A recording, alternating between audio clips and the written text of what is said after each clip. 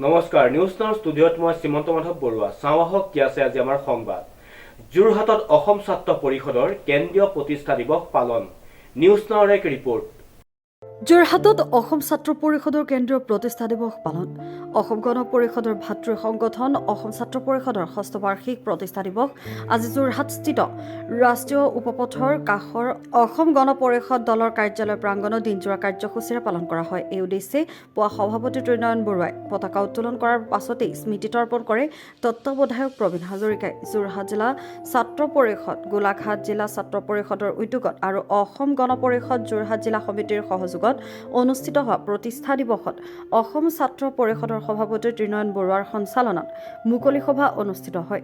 জাতীয় সংগীতেৰে শুভাৰম্ভ হোৱা প্ৰতিষ্ঠা দিৱসত অসম গণ পৰিষদৰ সভাপতি তথা কৃষি মন্ত্ৰী অতুল বৰাই মুকলি সভাৰ উদ্বোধক হিচাপে উপস্থিত থাকি অসম ছাত্ৰ পৰিষদৰ বিভিন্ন দিশৰ ওপৰত ব্যাখ্যা আগবঢ়ায়। যোৰহাট জিলা অগপৰ সভাপতি সৌৰভ প্ৰাণ বৰাই আদৰণি ভাষণ আগবঢ়োৱা মুকলি সভা আৰম্ভ হোৱাৰ পূৰ্বে মন্ত্ৰী অতুল বৰাই শ্বহীদৰ প্ৰতি সন্মান জনাই পুষ্পাঞ্জলি অৰ্পণ কৰি শ্ৰদ্ধা নিবেদন কৰে। উক্ত অনুষ্ঠানত অসম গণ পৰিষদ দলৰ নেতা কৰ্মীৰ লগতে ছাত্ৰ পৰিষদৰ বিষয়ববী আৰু কৰ্মীসকল উপস্থিত থাকে।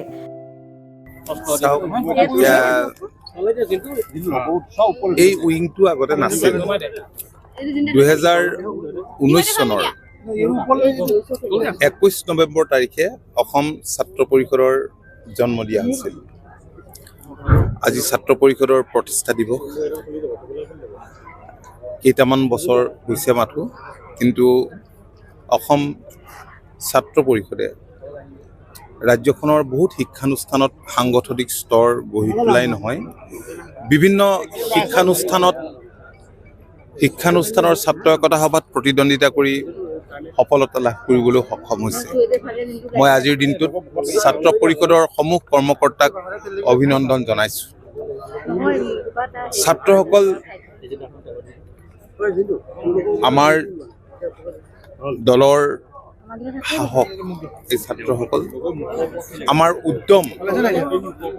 তেওঁলোক মাত্ৰ কেইজনমান ছাত্ৰ ছাত্ৰীৰ সমষ্টি বুলি আমি গণ্য নকৰোঁ।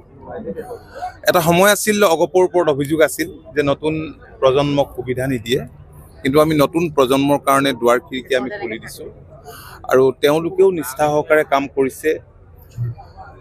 লগতে যুৱ পৰিষদ আছেই, অসম যুৱ পৰিষদ। গতিকে এই যুৱ প্ৰজন্মক লৈ আমি সপোন দেখিছোঁ, নতুন প্ৰজন্মক লৈ সপোন দেখিছোঁ। জাতীয়তাবাদৰ ভেটি শক্তিশালী কৰাৰ আমি সপোন দেখিছোঁ। ৰাজ্যখনৰ কাৰণে, ৰাজ্যবাসীৰ কাৰণে কাম কৰাৰ সপোন দেখিছোঁ। মই আজি তেওঁলোকৰ এই বিশেষ উদ্যোগৰ বাবে আজি ইয়াত সমবেত হৈছে। আজি বহুত ল'ৰা ছোৱালী হয়তো আহিবও পৰা নাই, পৰীক্ষা হৈ আছে নামনি অসমৰ পৰা, তথাপি বিষয়ববীয়াসকল হয়তো ইয়ালৈ আহিছে। মই যথেষ্ট সংখ্যক ছাত্ৰ ছাত্ৰীকে এতিয়া দেখা পাইছোঁ। মই সকলোকে শুভেচ্ছা আৰু যদিও কিছুমান ক্ষেত্ৰত প্ৰতিগত নিৰ্বাচন নহয়, তথাপিতো দলীয় সবল কৰিব লাগিব। হয়, আপুনি ঠিকেই কৈছে, কাৰণ আমি 2024 আৰম্ভণিৰ পৰাই দলটোক শক্তিশালী কৰাৰ লক্ষ্য স্থিৰ কৰি লৈছিলোঁ আৰু সেইমতে কামো হৈ আছে। 2024 জানুৱাৰী মাহৰ পৰা আৰু আপোনালোকে দেখিছে যে আমাৰ প্ৰতিটো সাংগঠনিক স্তৰে খুব ভালদৰে কাম কৰি আছে। দলৰ তৃণমূল পৰ্যায়ৰ কৰ্মীসকলে হৈছে দল এটাৰ শক্তিৰ আধাৰ।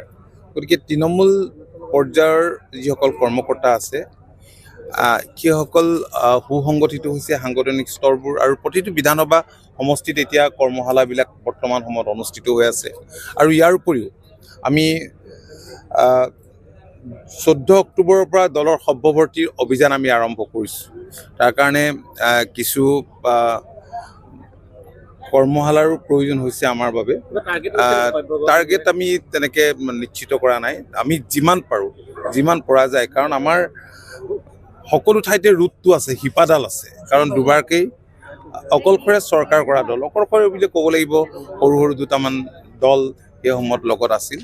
গতিকে এতিয়া সেইবিলাকত সাৰ পানী দিয়া কামটো দলৰ কৰ্মকৰ্তাসকলে আৰম্ভ কৰিছে, আৰু তাকে নতুন প্ৰজন্মৰ যিসকল ছাত্ৰ ছাত্ৰী বা যুৱক যুৱতী, তেওঁলোকে আকৌ নতুন প্ৰজন্মৰ মাজত তেওঁলোকে সোমোৱাৰ কাৰণে ৰাজনীতিটো কৰিছে আৰু সেইমতে কামো কৰিছে। আৰু তেওঁলোকক আমি সদায় কৈ আহিছোঁ যে কেৱল নিৰ্বাচনত, ছাত্ৰ একতা সভাৰ নিৰ্বাচনতেই হওক বা অন্য নিৰ্বাচনতেই হওক, সেইটো লক্ষ্য হিচাপে ল'ব নালাগে। কাৰণ অসম গণ পৰিষদ দল ৰাইজৰ তেজেৰে গঢ়া দল। শ্বহীদ দিৱস আহি আছে 10 ডিচেম্বৰ তাৰিখ।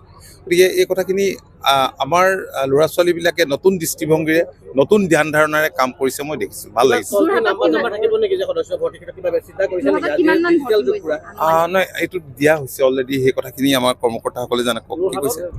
5টা সমষ্টিৰ উপ নিৰ্বাচনৰ ফলাফল ঘোষণা হ'ব দেশৰ লগতে, দিন পালেহি। আমি আশাৰে বাট চাই আছো আৰু আমি নিশ্চিত যে আমি 5টা সমষ্টিত আমি জয়লাভ কৰিম, মিত্ৰজোঁটে জয়লাভ কৰিম। পঞ্চায়ত নিৰ্বাচন সমাগত, তাৰ পাছত কিন্তু অসন্তুষ্টি অগপদনৰ বহু জ্যেষ্ঠ অসন্তুষ্টি প্ৰকাশ কৰিছে। নাই চাওক, ইমান এটা দল, আমাৰ দলত কোনো বিসম্বাদ নাই। মতানৈক্য, অসন্তুষ্টিটো মুকলিকে কৰক, কিবাকে কৰক, এইটো আৰু তেনেকুৱাতো কোনো কথা নাই। আপোনালোকে যে আপুনি মোক যেনেকে সুধি আছে, মইতো কিবা এটা উত্তৰ দিবলগীয়া হয়। আপোনালোকে সুধি পুছি যেনেকে নিউজ এটা কৰিব লাগে উলিয়াই লৈ কথাবিলাক কৈ থাকে, ইয়াতে কোনো আমাৰ বিসম্বাদ নাই। দল এইটো কোনো বিসম্বাদ নাই। মই দৃঢ়তাৰে ক'ব পাৰো, অসম গণ পৰিষদ দলত বিসম্বাদ নাই। দল ঐক্যবদ্ধ, দল শৃংখলাবদ্ধ, আৰু শৃংখলাবদ্ধতা ৰক্ষাৰ খাতিৰত আমি সকলোখিনি কৰি আছো, আমি কৰিম। নাই তেনেকুৱা দলীয় সভাততো কথাবিলাক ওলাবই। দলীয় সভাত কথা আজি ইয়াত মিটিঙত যিবিলাক কথা কয়, ইয়াততো চব কথাই ক'ব নহয় খোলাকে, তেওঁলোকে কি সুবিধা পাইছে, কি অসুবিধা পাইছে। আৰু তেনেধৰণৰ আজি কেৱল মিত্ৰতা বুলিয়েই নহয়, দলৰ ভিতৰ চৰাত আজি এটা পৰিয়ালতে মতানৈক্য থাকে, কথাৰো মিল থাকে, বেলেগ বেলেগ চিন্তা থাকে। ইয়াত কোনো অস্বাভাৱিকতা নাই। আৰু মাননীয় মুখ্যমন্ত্ৰী ডক্টৰ হিমন্ত বিশ্ব শৰ্মা ডাঙৰীয়াই মিত্ৰতাটো সুদৃঢ় কৰিবৰ কাৰণে, মিত্ৰতা সঠিকভাৱে আগবঢ়াই নিবৰ কাৰণে সদা সজাগ আৰু সচেষ্ট। আৰু সেইকাৰণেই আজি প্ৰায় এতিয়া 10টা বছৰ সম্পূৰ্ণ হ'ব, এনেদৰে আমি খুব সুন্দৰভাৱে পাৰ কৰিবলৈ সক্ষম হৈছোঁ। যোৰহাটৰ পৰা শ্ৰীমন্তৰ সহযোগত প্ৰশান্ত গায়নৰ ৰিপৰ্ট,